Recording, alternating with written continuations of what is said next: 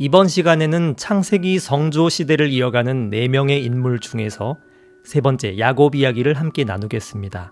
창세기 후반부를 이루는 성조들의 이야기는 사실 한 가족의 혈통에서 나오는 각각의 인물의 역사라기보다는 나중에 히브리 민족을 형성하게 될 고대 아람인들의 역사입니다.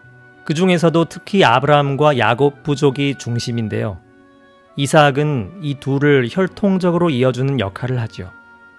굳이 따지자면 이삭은 아브라함이라는 큰 그룹의 한 부분입니다.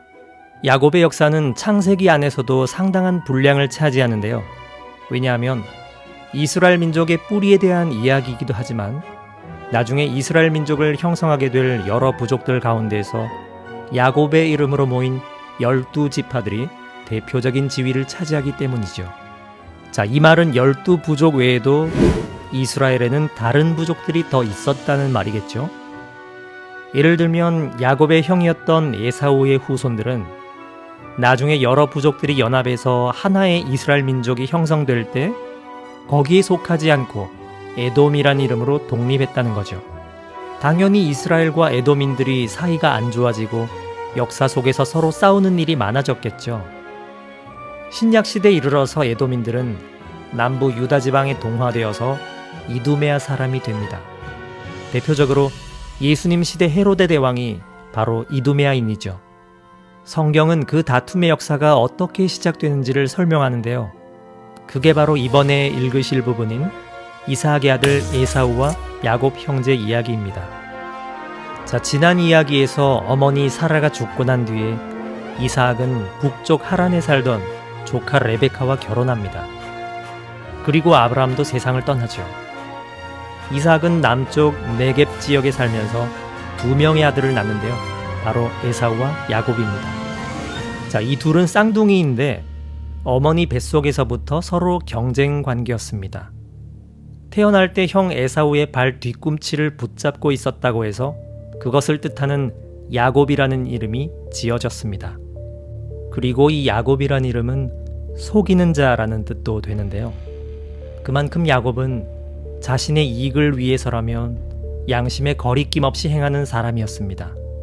특히 아버지 이삭까지도 속여서 형에게 돌아가야 할 장자의 축복, 그러니까 맏아들의 권리를 가로채기도 합니다. 하지만 야곱은 그 속임수로 인해서 비싼 대가를 치러야 했습니다. 형 에사우는 당연히 양심을 품고 동생 야곱에게 죽음의 복수를 예고합니다. 그래서 야곱은 저 멀리 북쪽 하란 땅에 있는 삼촌 라반의 집까지 피신합니다. 하지만 자업자득일까요? 삼촌에게서 농락당하게 될 줄은 상상도 못했겠죠. 야곱은 남쪽 네겝 지역 브엘세바를 떠나서 하란으로 가던 중에 중간에 베텔이라는 곳에서 특별한 영적인 체험을 하게 됩니다. 길바닥에서 밤을 지내다가 꿈속에서 이상한 광경을 보는데요.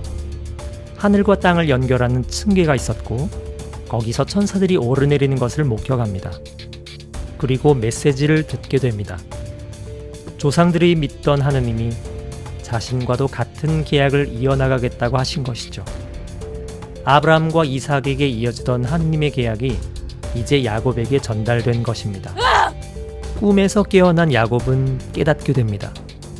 할아버지와 아버지에게서 말로만 듣던 하느님, 그래서 야곱 자신은 아버지의 하느님이라고 부르던 그 하느님이 자신에게 나타나신 것을요. 자, 야곱이 베텔에서 겪은 이 체험은 우리에게 종교의 본질에 대해서 이야기합니다. 우선 종교는 꿈에 나타난 하늘로 오르는 층계처럼 하느님과 인간 사이의 신비로운 관계입니다. 비록 하느님께서는 초월적이고 무한하고 거룩한 존재이지만 하느님은 항상 자신의 피조물과 살아있는 관계 안에 계십니다. 하늘로 오르내리는 천사로 이것을 묘사하고 있죠. 하지만 인간은 이 관계를 이끌어 나갈 주도권이 없습니다. 고작 할 수 있는 일이라고는 하느님께서 자신에게 나타나시고 인간의 삶 안에서 이루실 하느님의 계획을 드러내시도록 자신을 내어드리는 것밖에 없습니다. 이 베텔에서 영적 체험은 깊은 의미를 가지고 있는데요. 하느님께 열려있고 그분께 자신을 내어드리는 삶은 즉시 하느님의 성전으로 변모하게 된다는 것을 보여줍니다. 야곱이 하느님을 만난 곳은 다름 아닌 파탄이난 가정이었습니다. 그리고 거기서 도망쳐 나온 차가운 밤길이었습니다. 한마디로 삶의 바닥이었는데요. 야곱이 하느님을 체험하고 나서 그곳의 이름을 베텔, 즉 하느님의 집이라고 스스로 지은 것이 의미심장하죠. 결국 모든 것은 하느님께로부터 온다는 깨달음으로 그 어떤 상황에서도 하늘의 사다리를 놓을 수 있게 됩니다. 하느님께 대한 강한 신뢰는 모든 일에 초연해질 수 있게 합니다. 야곱의 이런 하느님의 체험은 나중에 고향 가나안으로 다시 돌아올 때 겪게 될 또 다른 영적 체험으로 인해서 더욱더 깊어질 것입니다.